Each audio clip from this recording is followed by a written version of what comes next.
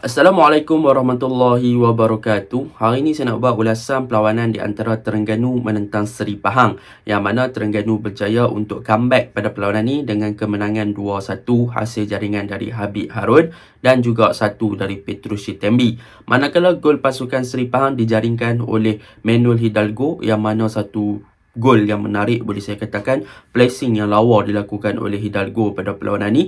Bahkan kalau kita lihat daripada segi corak permainan serta intensity game pada perlawanan ini, boleh dikatakan pasukan Terengganu mempunyai intensity yang lebih tinggi berbanding pasukan Seri Pahang. Dan daripada segi percubaan, pasukan Terengganu mempunyai percubaan yang sangat-sangat banyak, tetapi akibat daripada ketumpulan bahagian serangan dan juga dibantu oleh kecekapan dan juga kekentalan samasa di bahagian goalkeeper, pasukan Terengganu gagal untuk mengubah ataupun untuk convert peluang-peluang tersebut kepada jaringan. Jadi tanpa membuang masa, mari kita masuk ke dalam ulasan perlawanan. Untuk ulasan perlawanan kali ini, saya akan mulakan dengan pasukan Terengganu. Apakah perkara yang positif dan juga perkara yang saya suka tentang pasukan Terengganu pada perlawanan ini? Yang pertama adalah di bahagian pertahanan. Kita boleh lihat di bahagian pertahanan pasukan Terengganu, gandingan back four Hafizal, Papadikite, Syarul Nizam dan juga Alif Zakaria. Keempat-empat pemain-pemain Terengganu di bahagian pertahanan telah memberikan satu performan yang baik, sama ada daripada bertahan ataupun daripada menyerang. Tetapi yang paling menarik minat saya adalah tentang peranan Alif Zakaria. Pada perlawanan ini kita boleh lihat Alif Zakaria bukannya bertindak sebagai offensive fullback sahaja, tetapi beliau juga berjaya untuk bertindak menjadi fast fullback, yang mana kita boleh lihat dalam situasi sekiranya pasukan Terengganu memfokuskan untuk menyerang di bahagian kanan menggunakan Nik Sharif ataupun build-up melalui Hafizah dan kepada Nik Sharif, maka Alif Zakaria akan masuk ke bahagian tengah untuk memberi bantuan kepada Habib Harun. Jadi dia akan lebih kepada bahagian middle area berbanding untuk backup Faisal Halim di bahagian wide area. Sebab apa? Sebab ketika itu memang Terengganu memfokuskan untuk attack di bahagian kanan. Jadi apabila Alif Zakaria masuk ke bahagian tengah untuk bertindak sebagai fast fullback, beliau akan mengambil ataupun untuk berada di tempat ataupun position yang sama seperti Habib Harun untuk bertindak sebagai pivot ataupun defensive midfielder. Jadi dekat sini beliau telah memberi ruang kepada Habib Harun untuk naik lebih ke hadapan sedikit bagi membantu Petrus dan juga Manny Ott, serta di bahagian wide area untuk create attacking ataupun untuk mencipta serangan ke arah gawang pasukan Seri Pahang. Itulah punca pada perlawanan ni. Kita boleh tengok bagaimana Habib pun mampu untuk bertindak lebih ofensif. Sebab apa? Sebab Terengganu bermain dengan fast fullback, dan sekiranya di counter, Alif Zakaria akan tunggu Habib untuk turun dan Alif Zakaria akan slow-slow untuk cover balik dia punya tempat untuk memastikan yang ruang di bahagian kiri itu tidak boleh dieksploit ataupun diguna pakai oleh pasukan Seri Pahang bagi melakukan counter attack. Jadi itu yang paling menarik lah tentang pasukan Terengganu. Ketika mereka menyerang di bahagian kanan, Alif Zakaria akan bertindak sebagai fast fullback, dan sekiranya pasukan Terengganu bertindak untuk menyerang di bahagian kiri, maka Alif Zakaria lebih untuk diberikan peranan bagi membantu Faisal Halim, yang mana peranan yang diberikan kepada Alif Zakaria, beliau akan bertindak macam biasalah sebagai fullback, yang mana beliau akan naik untuk memberi support, sama ada untuk buat overlapping ataupun membuat underlap di bahagian kiri.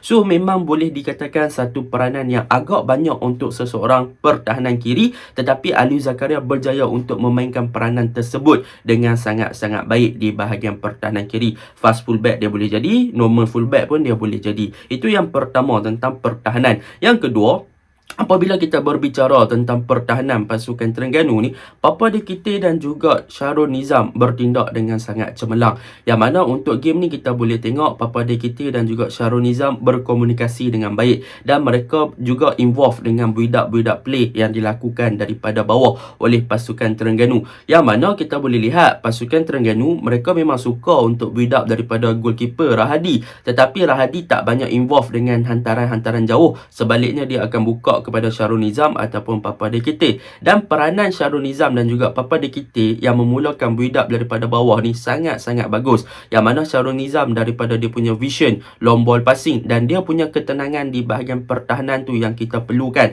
dan dia boleh bantu untuk buat passing-passing ke hadapan dengan sangat-sangat tepat. Tetapi yang paling menarik lagi adalah daripada segi bertahan, yang mana Papa Dekite dan juga Syarul Nizam untuk game ni mereka berjaya untuk meneutralkan Steven Rodriguez dan juga David Rowley. Yang mana kita boleh tengok apabila bola dapat kat David Rowley, memang cepatlah Papa Dekite untuk cover ataupun melakukan pressing ke atas David Rowley untuk memastikan yang David Rowley tak boleh nak bergerak bebas di bahagian hadapan untuk memberi support kepada Steven Rodriguez. Dan dalam pada masa yang sama, Syarul Nizam akan follow up selalu dengan Steven Rodriguez. Jadi apabila dua striker pasukan Seri Pahang telah dijaga dan dikawal rapat oleh pertahanan dua centre back pasukan Terengganu, maka bahagian serangan pasukan Seri Pahang tak beberapa nak menjadi dan tak beberapa nak hidup. Sebab apa? Sebab mereka bermain dengan man to man marking. Papai jaga David, Syarul jaga Steven, ataupun Syarul jaga David, Papai jaga Steven. So benda tu yang membuatkan pasukan Seri Pahang pada perlawanan ni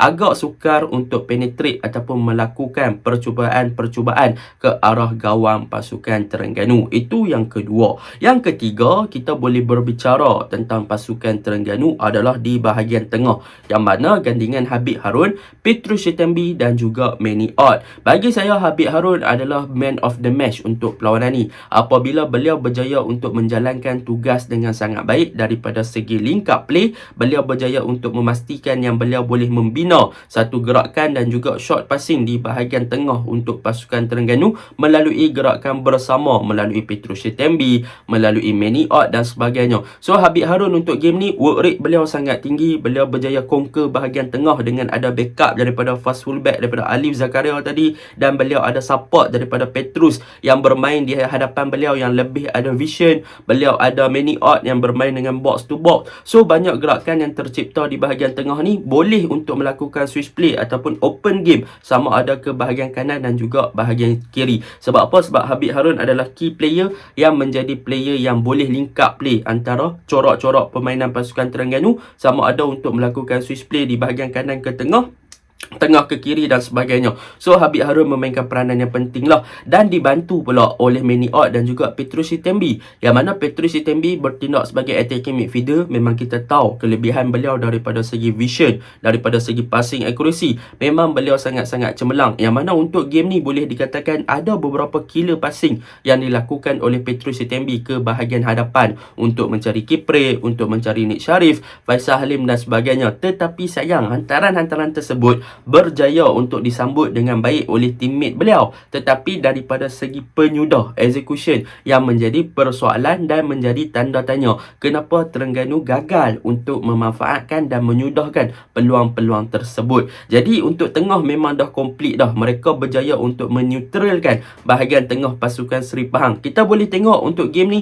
pasukan Seri Pahang selepas second half, kita boleh tengok Kevin Ingriso, Azam Aziz memang tenggelam selepas mendapatkan satu gol akibat daripada pressure dan juga conquernya bahagian tengah pasukan Terengganu dalam pembinaan build-up. Jadi apabila bahagian tengah pasukan Seri Pahang dah neutral, dah tak boleh nak bergerak, dan di bahagian hadapan dah dimarking dengan baik oleh bahagian pertahanan, maka Seri Pahang tak boleh nak buat apa-apa, maka mereka terpaksa menggunakan wide area sahaja untuk menyerang. Tu sebab game ni kita boleh tengok Seri Pahang banyak attack guna Hidalgo dan juga Malik Ma'arif sahaja di bahagian kanan dan kiri. Sebab apa? Sebab tengah dengan striker mereka dah tak boleh nak buat apa, dah kena dijaga dan juga diganggu oleh bahagian tengah dan juga pertahanan pasukan Terengganu. Jadi secara overallnya untuk bahagian tengah pasukan Terengganu memang sangat-sangat hidup lah pada perlawanan ni. Boleh dikatakan short passing tu benda biasa lah, penetration pass tu pun benda biasa. Dan yang paling penting juga apabila berbicara tentang bahagian tengah, mestilah kita berbicara tentang winger untuk pasukan Terengganu, iaitu Faisal Halim dan juga Nik Sharif Hasifi,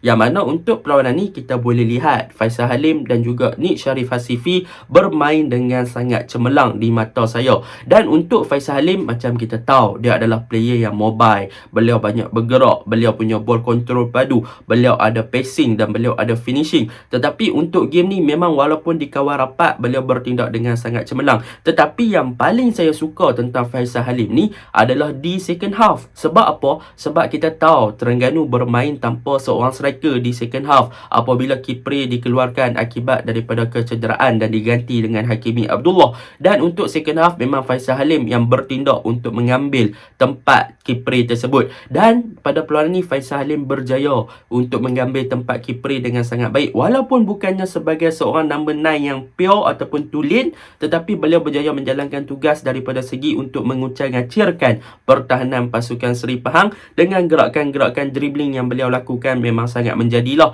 So memang sukarlah nak kawal dia. Manakala untuk Nik Syarif Hasifi, apa yang boleh saya katakan, beliau improve a lot untuk game ni.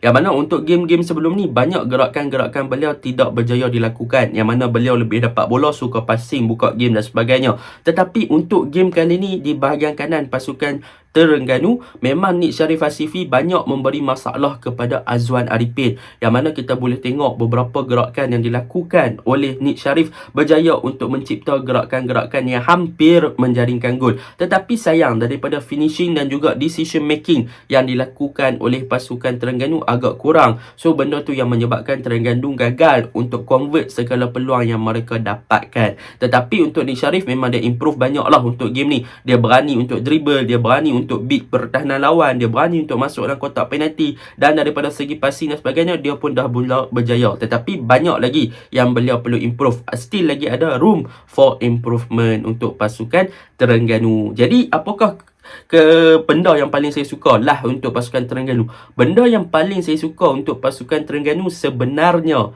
mengenai gol yang dijaringkan oleh Habib Harun. Itu adalah gol daripada corner kick. Sebelum ni, kalau siapa suka tengok video saya menyatakan yang Terengganu ada masalah daripada segi corner kick, yang mana mereka gagal untuk mencari Papa Dekite sebagai target man mereka. Dan pada perlawanan ni akhirnya Papa Dekite tak dicari, sebaliknya Habib Harun dicari dan menjaringkan satu heading ke belakang. Tu adalah satu gol yang memang saya tengok, Terengganu skor melalui corner kick. Saya macam Akhirnya Terengganu berjaya jaringkan gol melalui corner kick. Itu adalah satu benda yang memang saya tunggu lama dah. So tahniahlah untuk Terengganu. Benda tu memang saya suka. Jadi secara overallnya semalam perlawanan corak ataupun corak game yang ditunjukkan oleh pasukan Terengganu memang dah mantap, memang dah excellent, memang dah superb. Bermain dengan shot passing, masuk kotak penalti, buka-buka. Tetapi kalau boleh janganlah main shot passing sampai tak mau skor. Ada peluang nak rembat, boom je kan. Kalau tak sampai ke sudah duk passing. Walaupun dalam kotak penalti ada space dah. Sayanglah kalau tak kan. So benda tu kena perbaikilah untuk pasukan Terengganu. Yang kedua, daripada segi penyudah dan juga decision making, yang mana kita boleh lihat, macam saya cakap, Terengganu ada banyak percubaan tetapi gagal dimanfaatkan. So benda tu perlu diperbaiki lagi oleh pasukan Terengganu. Bagaimana mereka nak skor, terutamanya dalam situasi one on one, dan decision making, sama ada mereka nak passing ataupun nak shoot, perlu perbaiki lagi untuk pasukan Terengganu punya movement dan juga finishing di bahagian hadapan. Itu yang boleh saya komen untuk pasukan Terengganu. Kita masuk kepada pasukan Seri Pahang. Untuk pasukan Seri Pahang ada beberapa perkara yang boleh saya puji. Yang pertama yang boleh saya puji adalah tentang Samasa. Samasa bertindak dengan sangat cemerlang pada perlawanan ni, tetapi gol yang lah tu memang saya tak tahu kenapa dia nak keluar. Dia buat mistake kan. Sepatutnya dia boleh stay je, tetapi dia buat mistake, dia keluar kena bola lembah. So benda tu memang Samasa kena tengok balik lah daripada segi positioning dan juga daripada segi timing. Adakah patut dia keluar ataupun tidak. Sebab kalau tak, dia merugikan pasukan lah kalau dia still lagi buat silly mistake macam tu. Sebab apa? Sebab dia goalkeeper Eropah, goalkeeper import. So benda tu memang tak patut sepatutnya berlaku. Tetapi daripada segi shot stopper memang beliau banyak save lah. Yang tu memang tak boleh dinafikan. Itu yang pertama. Yang kedua yang saya minat tentang pasukan Seri Pahang ni adalah tentang Azwan Arifin. Azwan Arifin pada perlawanan ni bertindak dengan sangat cemerlang di first half dan juga second half. Secara bertahan beliau memang sangat cemerlang. memang beliau memberi masalah ataupun memberi kesukaran kepada Nick Sharif untuk beat dia. Dan daripada segi offensively, beliau juga membantu Malik Ma'arif di bahagian kiri dengan buat overlapping, underlap. Beliau pun bagus. So bagi saya dia adalah underrated left back yang mana dia boleh dipanggil untuk Kim Panggun untuk dicuba di pentas international. Sebab memang performance dia adalah every game untuk pasukan Seri Pahang. Memang dia bagus kan. Setiap game dia improve dan tunjukkan kesungguhan beliau. So bagi saya Azwar Arifin is the best left back yang adalah salah satu left back yang terbaik selepas Koh Beng Ong, Alif Zakaria, dan kemungkinan nombor 3 adalah dia lah buat masa sekarang. So benda tu yang saya suka lah tentang Azwar Arifin. Yang ketiga yang saya suka tentang pasukan Seri Pahang ni adalah mengenai mereka punya cara attacking, yang mana semalam memang tengah tak hidup, striker kena kawal ketat. Apa yang mereka lakukan, mereka cuba exploit guna Hidalgo dan juga Malik Ma'arif. Hidalgo dan Malik Ma'arif berjaya menjalankan tugas tersebut dengan baik. Mereka berjaya penetrate, mereka berjaya bawa bola pergi depan, mereka berjaya crossing ataupun cutback serta buat apa-apa sajalah untuk supply bola ke bahagian hadapan. Tetapi macam saya cakap, disebabkan serangan dan juga tengah dah kena cover, memang mereka tak boleh nak lepas dan sebagainya lah. So benda tu memang kita nampak Seri Pahang agak struggle, terutamanya di second half. Dan juga daripada segi intensity game, memang Terengganu bermain dengan corak permainan yang laju. Itu memang kita tak boleh nafikan. Dan kelemahan pasukan Seri Pahang yang pertama macam saya cakap, tengah mereka tak apa hidup semalam. Azam Aziz memang tenggelam, Kevin Ingreso pun agak tenggelam, David Rowley kena makin tak mobile, Steven pun kena makin tak mobile. So benda tu memang mereka tak boleh nak provide something di bahagian tengah, menyebabkan mereka tak ada apa-apa banyak contribution dan juga distribution board serta movement di bahagian tengah. So benda tu yang menjadi permasalahan. Yang kedua, kita boleh tengok lah mereka gagal untuk ada shot on target pun. Mina Hidalgo satu shot on target, satu gol. So Muslim Ahmad semalam ada depan palang gol, tetapi boleh pula dia rembat bola melambung tinggi. Sayang lah. Jadi secara overallnya semalam Terengganu berjaya menetralkan Seri Pahang dan mereka memang deserve untuk menang berdasarkan percubaan-percubaan yang ada. Itu sahaja ulasan saya. Assalamualaikum.